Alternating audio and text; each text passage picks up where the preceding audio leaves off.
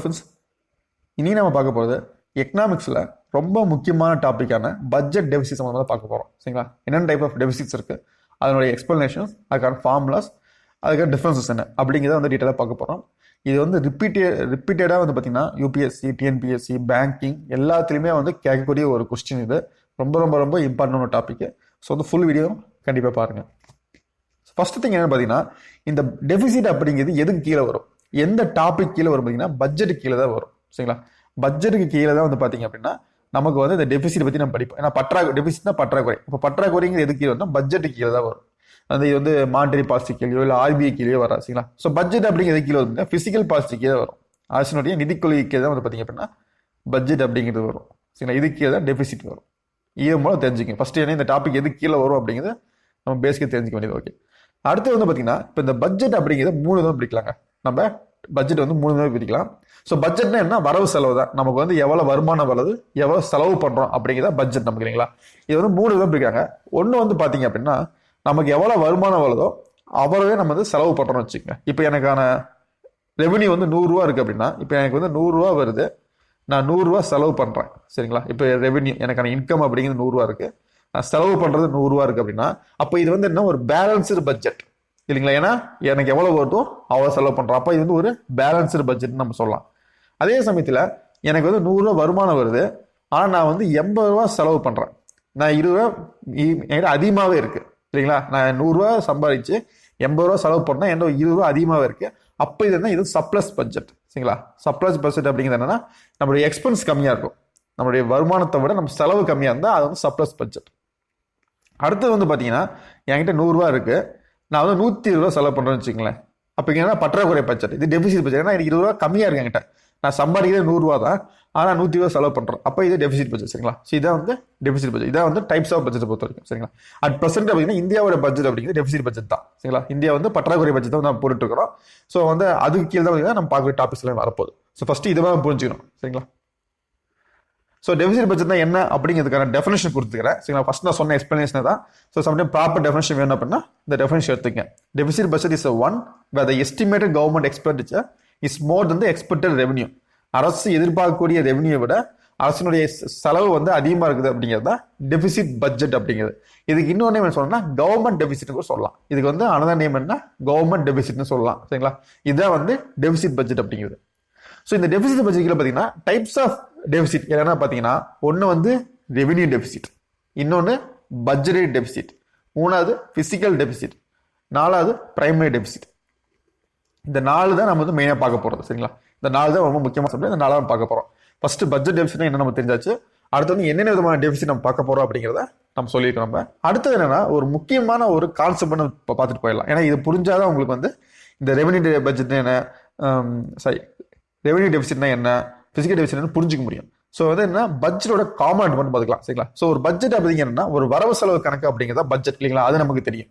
So ஒரு வரவு செலவு கணக்கு வந்து எப்படி ஸ்ட்ரக்சர் பண்ணிக்கிறாங்க அப்படிங்கிறது, இந்தியன் கவர்மெண்ட்டோட பட்ஜெட் வந்து எப்படி ஸ்ட்ரக்சராக இருக்கும் பார்த்தீங்க அப்படின்னா, பட்ஜெட் வந்து 2ஆக பிரிச்சிருப்பாங்க. ஒன்று வந்து ரெவென்யூ பட்ஜெட்னு பிரிப்பாங்க, இன்னொன்று கேபிட்டல் பட்ஜெட்னு பிரிப்பாங்க. சரிங்களா? ஸோ ரெவென்யூ பட்ஜெட்டுங்கன்னா ஆக்சுவலாக இது தனியாகவே நம்ம பார்க்க வேண்டிய ஒரு கான்செப்ட். சரிங்களா? இங்கே நம்ம ரொம்ப டீட்டெயிலாக பார்த்தா மற்ற டாபிக் பார்க்க முடியும் போயிடும். ஸோ ரொம்ப சிம்பிளாக மட்டும் நமக்கு எவ்வளோ தேவையோ அதுக்கு மட்டும் நான் சொல்கிறேன். சரிங்களா? டீட்டெயிலாக எக்ஸ்பிளேஷன் பண்ண இங்கே ரொம்ப லேட் ஆகும். அது தனியாக ஒரு வீடியோ போடுறேன். சரிங்களா? இந்த காம்பனன்ட் ஆஃப் பட்ஜெட் அப்படிங்கிறத தனியாக வீடியோ பார்க்கலாம். இங்கே வந்து நமக்கு எவ்வளோ தேவையோ அது மட்டும் பார்த்துக்கலாம். ஸோ இந்த ரெவென்யூ பட்ஜெட் அப்படிங்கிறது பார்த்தீங்கன்னா, இப்போ அரசுக்கான டே டு டே ஆக்டிவிட்டிஸ் இருக்குங்களா, ஸோ அதுக்கான ஒரு பட்ஜெட் அப்படிங்கிறத ரெவென்யூ பட்ஜெட் அப்படிங்கிறது. இப்போ அரசு வந்து ரன் பண்ணுறதுக்காக டே டு டே ஆக்டிவிட்டிஸ்க்காக பண்ணக்கூடிய வரவு செலவு அப்படிங்கிறது. அதே கேபிட்டல் பட்ஜெட் அப்படிங்கிறது பார்த்தீங்க அப்படின்னா, அரசுடைய முதலீடு சம்பந்தமான ஒரு பட்ஜெட். அது வந்து அவங்களுடைய சொத்து கிரியேட் ஆகும். ரொம்ப முக்கியமாக தான் இந்த பட்ஜெட் என்ன, அசெட் கிரியேட் பண்ணக்கூடிய ஒரு பட்ஜெட்டாக இருக்கும். இது வந்து என்னன்னா டே டு டே ஆக்டிவிட்டிஸ்க்காக பட்ஜெட்டாக இருக்கும். ரொம்ப சிம்பிள் எக்ஸ்பிளேஷன் பண்ண கொடுத்தா ரொம்ப டீட்டெயிலாக போகலாம் உங்களுக்கு. இப்போ இந்த பட்ஜெட்டை வந்து 2ஆக பிரிக்கலாம். ஒன்று ரெவென்யூ ரெசிப்ட், இன்னொன்று ரெவென்யூ எக்ஸ்பெண்டிச்சர். அதே மாதிரி வந்து கேபிட்டல் பட்ஜெட் பார்த்தீங்கன்னா கேபிட்டல் ரெசிப்ட், கேபிட்டல் எக்ஸ்பெண்டிச்சர் பிரிக்கலாம். சரிங்களா? இந்த இதான் வந்து ஸ்ட்ரக்சராக இருக்கும். இப்போ நான் எக்ஸாம்பிள்ஸ் மட்டும் சொல்கிறேன், நான் டீட்டெயிலாக எக்ஸ்பிளைன் பண்ணல. இப்போ ரெவென்யூ ரெசிப்ட் வந்து எக்ஸாம்பிள் பார்த்தீங்க அப்படிங்களா, இப்போ அரசு வந்து டேக்ஸ் இருக்கு இல்லையா, இப்போ நம்ம டேரக்ட் டேக்ஸ், இன்டைரக்ட் டேக்ஸ்லாம் வாங்குறாங்க இல்லைங்களா, இப்போ அதெல்லாம் பார்த்தீங்கன்னா ரெவென்யூ ரெசிப்ட் கீழே தான் வரும், அரசனுடைய ரெவென்யூ இன்கம் கீழே தான் வரும் உங்களுக்கு. அதே மாதிரி ஃபீஸ், இப்போ நம்ம ஃபீஸு, தென் பெனால்ட்டி, ஃபைன் போடுறாங்க இல்லைங்களா, இதெல்லாம் வந்து பார்த்தீங்கன்னா ரெவென்யூ ரெசிப்ட் தான் வரும். இது வந்து எந்த ஒரு சொத்தையும் கிரியேட் பண்ணாது, இந்த சொத்துலேருந்து வரது கிடையாது அரசாங்கத்துக்கு. இதெல்லாமே டே டு டே ஆக்டிவிட்டிஸ் மூலியமா நடக்கக்கூடிய விஷயங்கள். அதே மாதிரி செலவினம், இப்போ ரெவன்யூ எக்ஸ்பெண்டிச்சர் என்னன்னு பார்த்தீங்க அப்படின்னா, இப்போ அரசு வந்து டே டு டே இதை வந்து ரன் பண்ணணும் இல்லைங்களா. இப்போ கவர்மெண்ட் எம்ப்ளாயிஸ் இருப்பாங்க, அவங்களுக்கான சேலரி இல்லைங்களா, அவங்களுக்கு சேலரி கொடுக்கணும். அது போக வந்து கவர்மெண்டோடைய மற்ற செக்டர் வந்து வரக்கூடிய டிவைடெண்ட், அரசுக்கான ப்ராஃபிட்டுக்குள்ள டிவைடெண்ட்டு, தென் வந்து பார்த்தீங்க அப்படின்னா கிராண்டு, முக்கியமாக சப்சிடி சரிங்களா, அரசு கொடுக்க மானியம், இதெல்லாம் பார்த்தீங்கன்னா ரெவன்யூ எக்ஸ்பெண்டிச்சர் கீழே வரும். ஸோ கேபிட்டல் பட்ஜெட்டில் பார்த்தீங்க அப்படின்னு வைங்களேன், இப்போ கேபிட்டல் பட்ஜெட் வந்து கேபிட்டல் ரெசிப்ட் அப்படிங்கிறது என்னென்ன வரும் பார்த்தீங்கன்னா, முக்கியமாக டிஸ்இன்வெஸ்ட்மெண்ட் சரிங்களா. அரசு வந்து பொதுத்துறை, ஃபார் எக்ஸாம்பிள் என்எல்சி எடுத்துங்களேன், என்எல்சி வந்து ஒரு 10% 5% அரசு வந்து அந்த விற்கிறாங்க அப்படின்னா அது வந்து டிஸ்இன்வெஸ்ட்மெண்ட் இல்லைங்களா.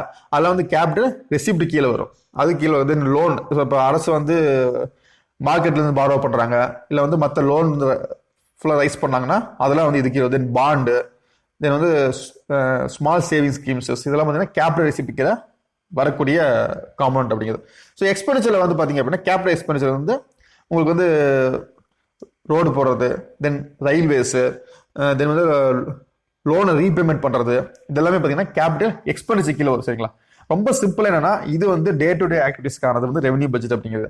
இது வந்து அரசுடைய முதலீடு சம்பந்தமான பட்ஜெட் அப்படிங்கிறது சரிங்களா. ஸோ இதை ஒரு எக்ஸாம்பிள் கொடுத்துருக்கிறேன், அந்த எக்ஸாம்பிள் பற்றி இன்னும் நமக்கு கிளியராக புரியும் உங்களுக்கு. அந்த எக்ஸாம்பிள் ஜஸ்ட் ஒரு அண்டர்ஸ்டாண்டிங்காக புரிஞ்சுக்க, அதுக்கப்புறம் நம்ம மெயின் டாபிக் போய்க்கலாம். இப்போ ஒரு ஃபேமிலி பட்ஜெட் இருக்குன்னு வச்சுங்களேன். இப்போ ஒரு ஃபேமிலிக்கு நம்ம பட்ஜெட் போடுறோம்னு வைங்களேன், அப்போ அவங்களுக்கான வரவு செலவுன்னு இருக்கும், அவங்களுக்கான வரவுன்னு ஒன்று இருக்கும், தென் செலவுன்னு ஒன்று இருக்கும். இப்போ இந்த ஒரு ஃபேமிலிக்கு வந்து 2 விதமான இன்கம் வருதுன்னு வச்சுக்கோங்க. ஒன்று வந்து மாதம் அவங்க ஒன்று வந்து மந்த்லி சேலரி, அவங்க வந்து டே டு டே லைஃப்பில் அவங்க போய் ஒர்க் பண்ணி மந்த்லி வரக்கூடிய சேலரி.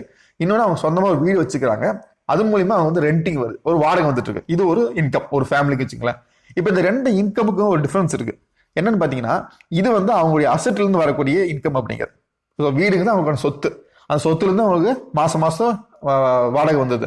ஆனால் இது மந்த்லி சேலரி அப்படிங்கிறது அவங்களுடைய டே டு டே ஒர்க்குக்கு வரக்கூடிய சேலரி அப்படிங்கிறது. இது மூலியமா சொத்து கிரியேட் ஆகாது, இது சொத்து வரக்கூடிய வருமானம் கிடையாது. அப்போ இது வந்து பார்த்தீங்க அப்படின்னா இதுதான் ரெவென்யூ ரெசிப்ட் அப்படிங்கிறது. இது ரெவென்யூ ரெசிப்ட், இது கேபிட்டல் ரெசிப்ட். ஏன்னா இது அவங்களுடைய அசட்லேருந்து வரக்கூடிய இன்கம் அப்படிங்கிறது. அதே மாதிரி செலவு பாருங்களேன், இப்போ மாதம் மளிகை ஜாமான செலவு பண்ணுறாங்க. இப்போ வந்து வீட்டுக்கு தேவையான மளிகை ஜாமானத்துக்கான செலவு ஒரு செலவு தான். அதுபோக பார்த்தீங்கன்னா ஒரு வீடு கட்டுறாங்க, இல்லைன்னா வந்து வீடு கட்டுறதுக்கான லோன் போட்டிருப்பாங்க, லோன் வந்து ரீபேமெண்ட் பண்ணுறாங்கன்னு வச்சுக்கோங்களேன். ஒன்று வீடு கட்டிருக்காங்க, இல்லை வீடு கட்டுறதுக்கான லோனை வந்து ரீபேமெண்ட் பண்ணிட்டு இருக்காங்கன்னு வச்சுக்கோங்களேன். இப்போ இந்த 2 செலவுக்கு வித்தியாசம் இருக்கு. என்னன்னா, இந்த கிராசரி மூலியமா நடக்கக்கூடிய செலவு வந்து எந்த அசட்டு கிரியேட் பண்ணாது, இது எந்த விதமான சொத்தையுமோ எந்த விதமான ஒரு ஃபியூச்சரையும் வந்து கிரியேட் பண்ணாது. அது அவங்களுக்கு டெய்லியும் தேவையான விஷயங்களுக்காக இந்த கிராசரி செலவு அப்படிங்கிறது. அதே ஹவுஸ் கன்ஸ்ட்ரக்ஷன் பார்த்தீங்கன்னா இது அவங்களுக்கு சொத்தை கிரியேட் பண்ணக்கூடியது இல்லைங்களா. அப்போ என்னன்னா, இதுதான் வந்து ரெவென்யூ எக்ஸ்பெண்டிச்சர். கிராசரி செலவு பண்ணுறது ரெவென்யூ எக்ஸ்பெண்டிச்சர். அதே வந்து வீட்டுக்கான லோனை ரீபேமெண்ட் பண்ணுறதோ இல்லை வீடு கட்டுறது அப்படின்னு பார்த்தீங்கன்னா ரெவென்யூ எக்ஸ்பெண்டிச்சர் சரிங்களா. இதுதான் அண்டர்ஸ்டாண்ட் பண்ணிக்கங்க. ஸோ ரொம்ப சிம்பிளாக தெரிஞ்சுக்கிறதுக்கு ஜஸ்ட் எக்ஸாம்பிள், இதே மேக்ஸிமம் போதுமானது இந்த டாபிக் நம்ம பார்க்கறதுக்கு சரிங்களா. ஸோ மெயின் டாபிக்ல பார்க்கலாங்க. ரெவென்யூ டெபிசிட்னா என்ன அப்படின்னா, நம்ம ஏற்கனவே பட்ஜெட்ல பார்த்தோம். ஸோ பட்ஜெட் 2ஆக பிரிக்கலாம் சொன்னோம் இல்லைங்களா. ஒன்று வந்து கேபிட்டல் பட்ஜெட், இன்னொன்று ரெவென்யூ பட்ஜெட். இப்போ இந்த ரெவென்யூ பட்ஜெட்ல நடக்கக்கூடிய பற்றாக்குறையை பத்தி பேசுறது தான் ரெவென்யூ டெபிசிட் அப்படிங்கிறது. It refers to the excess of government revenue expenditure, over revenue receipt. இது வந்து ரெவென்யூ ரெசிப்டையும் ரெவென்யூ எக்ஸ்பெண்டிச்சர் பேசக்கூடியது. இங்க வந்து கேபிட்டல் ரெசிப்டையும் கேபிட்டல் எக்ஸ்பெண்டிச்சர் வராது சரிங்களா. இந்த பற்றாக்குறையை பத்தி பேசாது. இது பேசுறது என்னன்னா ரெவென்யூ பட்ஜெட்டுக்கும் ரெவென்யூ பட்ஜெட்ல கூடிய பற்றாக்குறை மட்டும் பேசுறது தான் ரெவென்யூ டெபிசிட் அப்படிங்கிறது. ஸோ இதுக்கான ஃபார்முலா என்னன்னு பார்த்தீங்கன்னா, revenue deficit total revenue expenditure minus total revenue receipt சரிங்களா. நம்ம ரெவென்யூ ரெசிப்ட் என்ன, ரெவென்யூ எக்ஸ்பெண்டிச்சர் நம்ம சொல்லியிருக்கோம் நம்ம. ஸோ மொத்த total revenue expenditure minus total revenue receipt தான் பார்த்தீங்கன்னா ரெவென்யூ டெபிசிட் அப்படிங்கிறது. ஸோ இதான் வந்து ஃபர்ஸ்ட் டெபிசிட் நான் பார்த்தது. செகண்ட் பார்த்தீங்க அப்படின்னா பட்ஜெட்டரி டெபிசிட் அப்படிங்கிறது. ஸோ பட்ஜெட்டரி டெபிசிட் அப்படிங்கிறது பார்த்தீங்கன்னா டோட்டல் பற்றாக்குறை, difference between total receipt and total expenditure. இது வந்து என்னங்க, both revenue and capital budget ரெண்டுமே சேர்ந்தது. ஃபர்ஸ்ட் நம்ம பார்த்தது வந்து வெறும் ரெவென்யூ பட்ஜெட்ல கூடிய பற்றாக்குறை மட்டும் பேசக்கூடியது. இது வந்து மொத்த பட்ஜெட்ல கூடிய பட்ஜெட் பற்றாக்குறை பேசுறதா பட்ஜெட்டரி டெபிசிட் அப்படிங்கிறது. So total expenditure minus total revenue, இதான் வந்து பட்ஜெட் டெபிசிட் அப்படிங்கிறது. அந்த டிஃபரன்ஸ் தெரிஞ்சுக்கங்க சரிங்களா.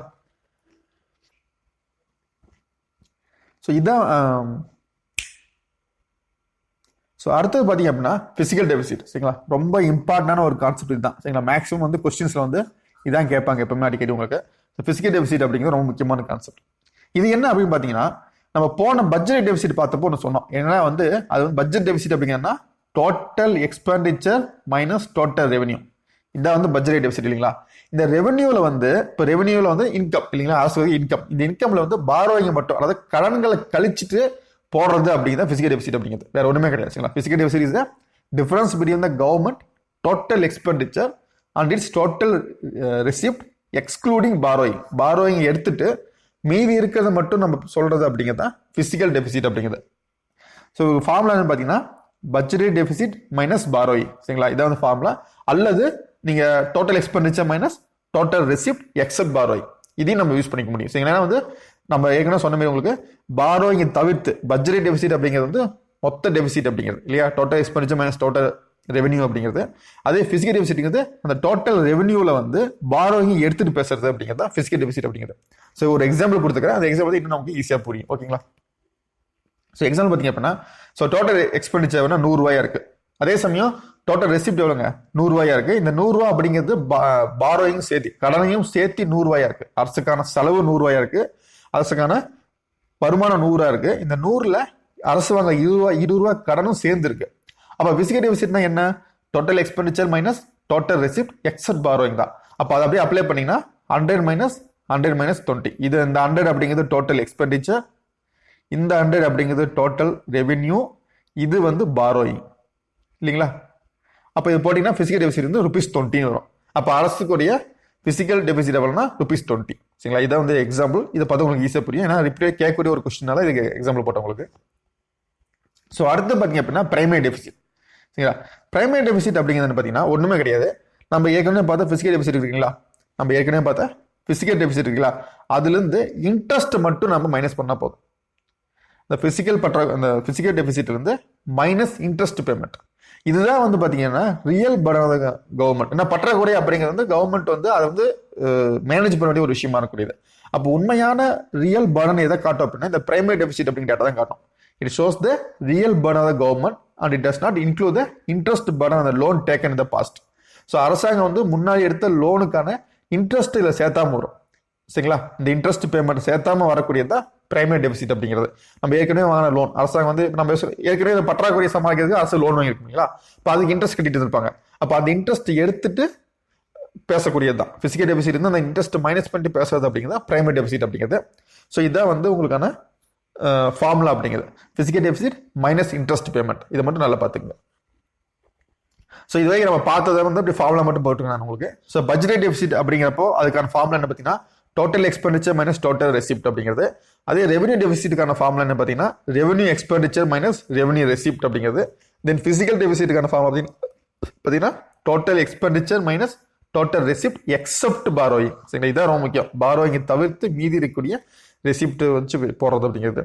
பிரைமரி டெபிசிட் அப்படிங்கிறது physical deficit minus interest payment, ஏற்கனவே வாங்கின லோனுக்கான இந்த இன்ட்ரெஸ்ட் பே பண்ணிட்டு இருப்பாங்க இல்லைங்களா அரசாங்கம், அதை வந்து மைனஸ் பண்ணி சொல்லுது அப்படிங்கிறத பிரைமரி டெபிசிட் அப்படிங்க. சரிங்களா, இந்த டேட்டாஸ் வந்து பார்த்தீங்கன்னா ஒவ்வொரு தடவை பட்ஜெட் ரிலீஸ் பண்ணுவாங்க. சரிங்களா, இந்த தடவை வந்து பட்ஜெட் வந்து எவ்வளோ பற்றாக்குறை அப்படிங்கிறது வந்து ஒவ்வொரு டேட்டாஸ் வரும். ஸோ நீங்கள் வந்து ஒவ்வொரு தடவை நம்ம யூனியன் பட்ஜெட் வரும்போது அதில் பார்த்தீங்கன்னா நம்மளோட இந்தியாவுடைய பட்ஜெட் டெபிசிட் எவ்வளோ, ரெவன்யூ பட்ஜெட் டெபிசிட் எவ்வளோ, பிசிக்கல் டெபிசிட் எவ்வளோ, பிரைமரி டெபிசிட் எவ்வளோ நம்ம தெரிஞ்சுக்க முடியும். சரிங்களா, ஜென்ரலாக பிசிக்கல் டெபிசிட் வந்து 3.3 3.4 வச்சுட்டு இருப்பாங்க. சரிங்களா, வந்து பிரைமரி டெபிசிட் 1.3 1.4 அப்படி வச்சுட்டு இருப்பாங்க. சரிங்களா, வந்து ஒரு லைட்டாக மாறும், ஜஸ்ட் தெரிஞ்சு முடிச்சுங்க. அது கூட